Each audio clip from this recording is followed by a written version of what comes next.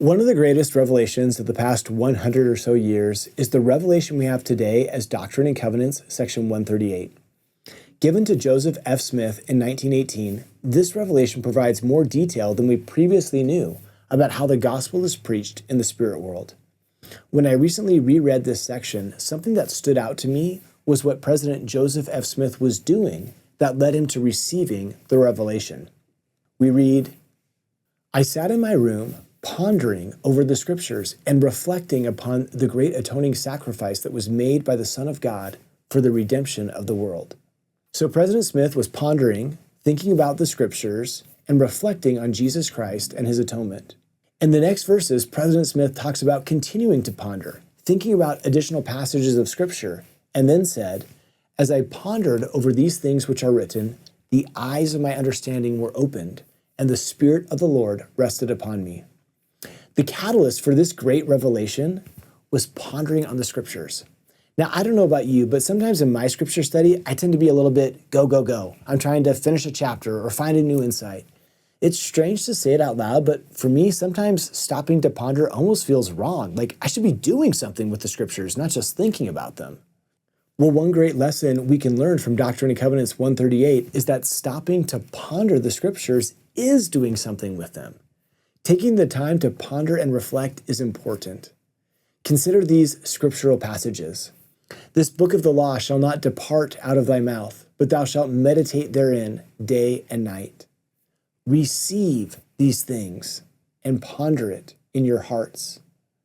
While we meditated upon these things, the Lord touched the eyes of our understandings. "I leave these sayings with you to ponder in your hearts."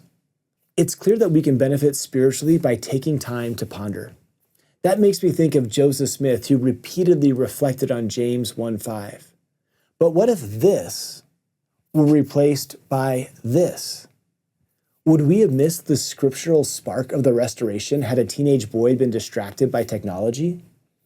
What other spiritual impressions might we miss if we do not, as President M. Russell Ballard said, choose to simply shut things off and be still and know of the things of God? Sister Michelle D. Craig taught, "If God speaks in a still small voice, you and I need to draw close to hear him." Just imagine what would happen if we were as intent on staying connected with heaven as we are on staying connected to Wi-Fi. We can learn from Nephi, the son of Helaman, who, while he was commuting towards his own house, spent time pondering upon the things which the Lord had shown unto him. What was the result of Nephi taking time to be still?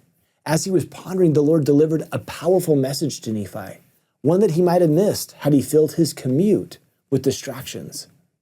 Perhaps we too could benefit from sometimes turning off music or other audio while commuting to provide space to commune with the Spirit. Whether it's during a commute, our scripture study, or in a church meeting, we can gain spiritual insight by shutting off distractions and taking time to ponder. President M. Russell Ballard explained, "You cannot connect to the Spirit during the presentation of the sacrament while looking at or sending a message on your smartphone or your tablet." You and I might not receive a revelation that becomes canonized in the Doctrine and Covenants, but as we take time to ponder the scriptures that we read, we will receive the revelation that we need.